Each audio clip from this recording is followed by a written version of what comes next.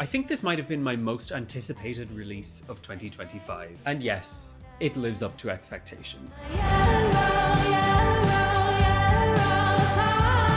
Euro Country is Irish icon, legend and star CMAT's third album, and coming only 3 neat years after her debut, it's safe to say she's pretty prolific. More importantly, Euro Country is CMAT's best and most clear-eyed artistic statement to date, and its release has seen her finally picking up the mainstream media attention in Ireland that she should have been getting years ago. Now, having been a huge CMAT fan since her days of recording rough versions of her songs in a yoga studio and uploading them to YouTube, I'll have to admit I would find it very difficult to locate any real fault here. But on Euro Country, she really pushes through and breaks her own mold. To start, this album sees an awful lot of CMAT reckoning with her own faults and failings, both pleading her case to the listener and demanding better of herself at the same time. She's discussed things like self-destructiveness and mental illness before, but never really reckoned with them in this way. The outrageous Jamie Oliver petrol station analyzes CMAT's tendency to hate needlessly on people and things, and its stream of consciousness bridge is one of a selection of utterly brilliant bridges across Euro Country.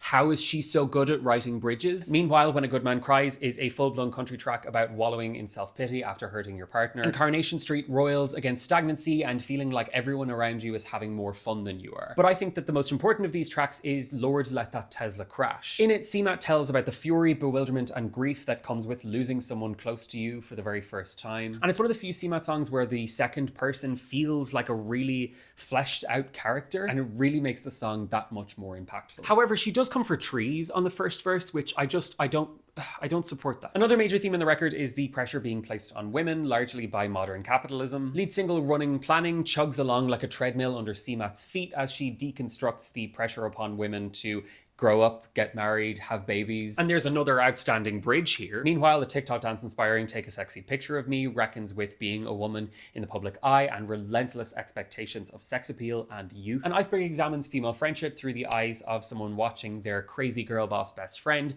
falter under the weight of adult life. But the elephant in the room is, of course, the searing title track. It is a jaded but utterly vital look at contemporary Ireland and the tendency for political interests and power in the country to concentrate around the idea of just fucking selling regular people out. While CMAT does her best to inject a bit of optimism here, bellowing "I know it could be better if we hounded" on yet another amazing bridge, it's hard not to stick close to the despondency and dreariness of the chorus, or see the ideological disinterest and or callousness of Fianna Fáil and Fine Gael as immovable objects. I'm not ashamed to say that this song makes me existentially sad and has moved me to tears. But when all comes to all, it can be better if we hound it. And if it's CMAT leading the charge, then I think we're in good hands. She's 3 for 3, folks.